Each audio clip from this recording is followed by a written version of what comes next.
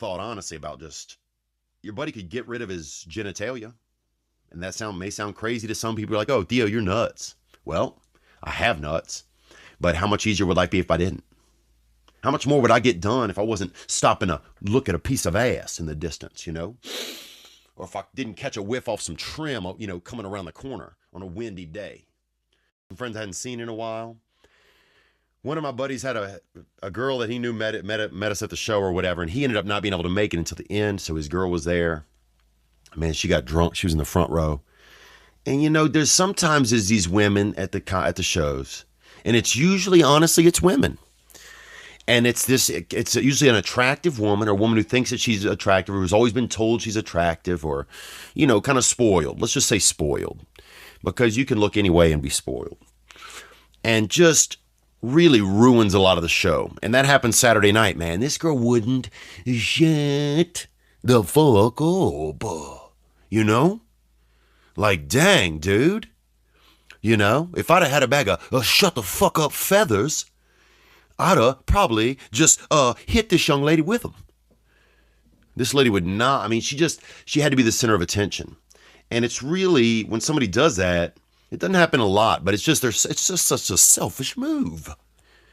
I'm up there trying to give it my all. There are people that have come to see this. I've come to do this. And you got these selfish, just damn pigeons, dude. Bunch of fucking, honestly, coke pigeons, probably. Because this girl looked like she'd been just, beaking around a bit. Huffing for a little bit of that dust. Trying to cop a gram up through the bottom of her beak. And so it just made me mad, man. My buddy, I didn't even get to tell him. And here's what I couldn't decide was, because my buddy, he didn't get there to the end of the show, so he didn't know this girl, and she didn't ruin the show. Now I'm a professional. I could have thrown her out at some point if I wanted to. But if I'd have been going another 10 minutes on stage, I would have tossed her. But she did enough where it was like she definitely impaired the show. When you have to tell somebody a couple times to get their act together and they're an adult, that's unfortunate. That's unfortunate. But anyhow, man, now I just can't decide. Do I tell my friend? Because it's the next day. Do I tell him, look, man, these beautiful birdies that you sent out, they were just, chirping up the little Armageddon that was wrecking everything.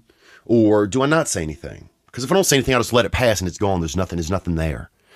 And sometimes you just have to make that choice. And sometimes I'm bad at making that choice, figuring out what to do, Because at a certain age, at a certain point in your life, and it can be any age, if you're smart, you realize that if I bring something up again, then it's up again. If I let it be, then it's gone. But then it could happen again. And it just burns my dick skin when somebody behaves that entitled. Colin Preston, and thank you for your mother for letting you listen to this past weekend. I need some advice. I have this crush, and I don't know how to tell her about my feelings for her. Like, she's the one for me, man. My heart just goes insane when I'm around her. So there was one day that I think was the last day I could see her. She didn't die, but I think that was the last day I've seen her because I haven't been seeing her around, and I just need some advice when I see her. Okay, so we got Preston is calling. He has a crush. This young lady, I'm assuming, or maybe a man, but he said her, so it's probably a female. Something of the vagina gender. And he have feelings for her and doesn't know how to share his feelings, and he wants to know how to share his feelings when he sees her again. Let's hear him out. I see her one time to say something like what I should say to her and tell her about my feelings and how much I care about her and how she's my soulmate. I need some advice about that, and have a good day, Theo. Hope I'm on the podcast. Bye. Wow. So his mom's a fan. Maybe she put him up to it to sneak in here. But, you hear a child's voice. It makes you feel, how does it make me feel? It's funny because I play adults' voice. Adults call in here a lot, hit the hotline, but we hadn't had a child hit it. And it makes me, it's interesting. It made me feel something. It made me feel that, first of all, it kind of took me back, I guess, to a time when I was a child. You're more intrigued because you wonder, how this child really got involved to hit the hotline. And also it makes me think, it makes me want to, it makes me feel young again. I guess that's what the feeling is of, I put this call first. We got 3 or 4 calls here. I put this call first because I guess, yeah, that was it. It's that desire to want to be young again. But what do you do for for your soulmate? First of all, your soul only sounds like it's about 12 years old, Preston. And while that's a beautiful soul, man, that's a beautiful soul. You don't have to, man, you know what? You got to tell her how you feel, bro. Because here's where I went wrong. I was your age once at 12 or 11, and I was in love with this girl by me, and she had a badly chipped tooth. She might have been born with her whole, everything, and she was just a chipped girl. Everything about her was a little chipped. She had kind of a little divot in her chin, and maybe coming in, kind of with an invert in one of the temples a bit, and she was just chipped up. Like she had come out the birth canal, but it wasn't it had kind of rimmed, it had banged around the rim a little. She had banged around the rim a little. But, and I should have told her how I felt, man. I should have told her how I felt because I loved her. I was a kid, but I loved her. She lived by me. And I'd almost told her one day, but somebody shot a dog. Somebody shot a rabid dog. Literally the moment I was going over to talk to her, somebody shot a rabid dog. And, but anyhow, Preston, you got to tell her because here's what I told them. And I remember this was around the time when a lot of boys, especially during that sex ed time, were getting erections. And so a lot of boys would have those sweatshirts that would have those hand places where you could put your hands in the front, the hand warmer. And they put that animal in there. And that rumbling of that animal activity during the class and talking about the sex ed, Mr. Blackwell, talking about the sex education, and seeing the drawings of the ovaries and all that, the boys would get excited. And you were much more likely to get spry, really, or to get, junk sprung, or to get really, tip hip, if you will, if you had an animal in there, which you kind of, keeping you motivated, keeping your body motivated. So that was just a popular thing that would happen. But anyway, Nicholas came into this class, and the first day he's in there, we're talking about sexual education. And every kid in there's cheeks are red, and people are just have a million questions, but afraid to ask them. And he raises his hand and he's like, "Hey, Mr. Blackwell." And this is an impersonation of him. I'm not making fun of him. This is how he sounded. I don't care that he sounded Mexican. I want you to have an accurate idea. He's like, "Hey, Mr. Blackwell, what does pop that cherry mean, Holmes?" And the place went nuts, dude. We were, Viva la Mexico, everybody all of a sudden was Mexican. It was like, orale,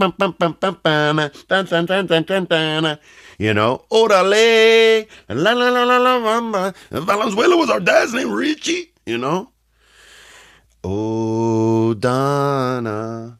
And everybody was just, it was just, nobody had ever just had the balls, de cajones, to ask something like that to Mr. Blackwell.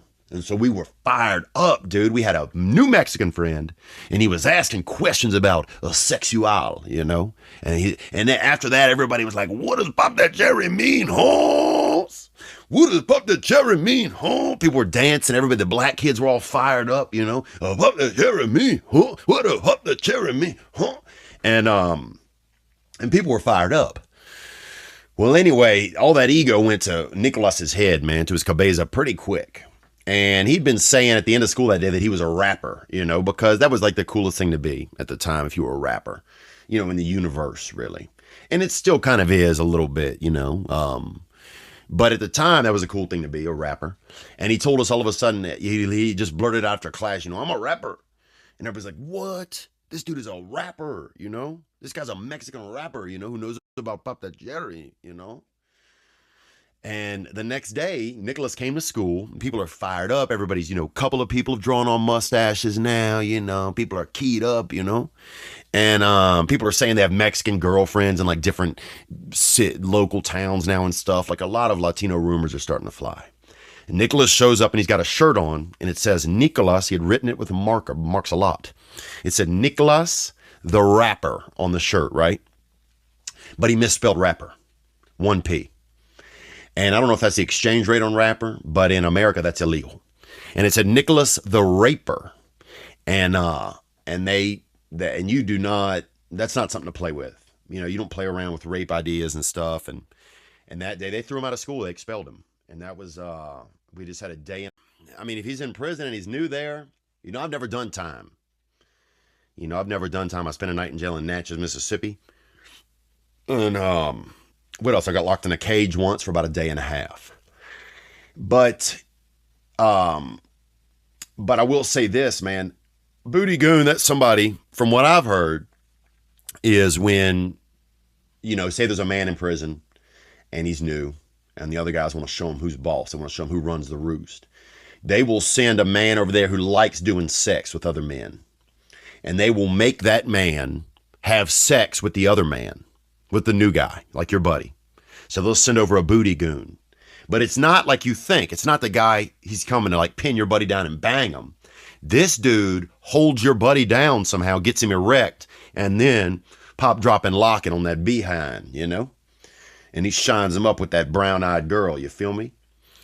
And he will basically, he kind of molests your buddy, or I don't want to say rapes him, but he may do that to your buddy with his beehole. So he'll hit him with that brown-eyed girl. You know what I'm saying? That Rue McClanahan, they used to call it, that Rue McClanahan. And Brown-Eyed Girl, I don't know if you know that was a song about butt sex, you know? Hey, where did we go? Days when the rains came. Down in the hollow, playing a new game. You know what I'm saying? Down in the hollow, playing a new game. My brown-eyed girl. But yeah, man, for avoiding booty goons, dude, one thing you could do, bro. I mean, I've thought honestly about just, your buddy could get rid of his genitalia. And that may sound crazy to some people. Like, oh, Theo, you're nuts. Well, I have nuts. But how much easier would life be if I didn't? How much more would I get done if I wasn't stopping to look at a piece of ass in the distance, you know? Or if I didn't catch a whiff off some trim, you know, coming around the corner on a windy day, you know, that stopped me and made me go looking, lurking. You know, there's something about having penis and nuts that slows a man down, I find. I really do. There are days, I kid you not, where I want to have my penis and nuts taken off and have them sent to, honestly, I'd send them to a starving country, because that's a week and a half of meat right there, to be honest. And some of you are like, that sounds dirty. That's not dirty. It's not dirty when you're starving and some dude shows up with, you know, a decent piece of meat and some, you know, nuts are meat in some places. When you're poor, dude, nuts are meat. You know, you want some almonds? How do you want them? Medium rare? Nuts are meat in some countries. So, you know, there are times I've thought about that. But if your buddy wants to do that, go hard. He could chop his junk off. That way, those booty goons, if they do bring that behind over, they're not going to be able to wrap it around nothing. And second of all, he could just drink water and have his own beehole sewn up, or put I don't know what kind of stopper you get or something. I'm sure there's something on some of these pornography websites. You know, but I would definitely get him Shawshank Redemption, have him watch that before he goes in. You know, maybe have him get a tattoo above his B, that says Brooks was here. You know, let him know that, you know, they've already got somebody that's swanging from this rope, if you feel me. You know, they already got somebody up in this say Watson nay hole. So that's